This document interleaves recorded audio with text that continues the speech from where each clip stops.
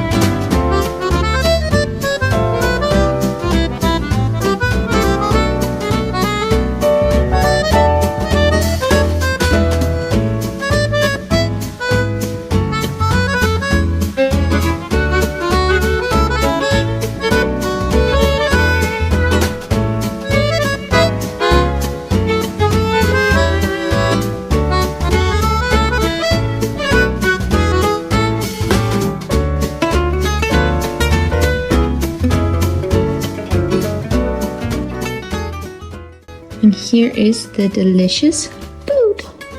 Ending the little solo day off with the movie. Watching Prince Caspian Chronicles of Narnia. That is all for today's little solo diary, solo date. Absolutely loved it. Highly recommend. I thoroughly enjoyed my time. Thank you so much for watching. I love you. I'm thankful you're here. Until next time.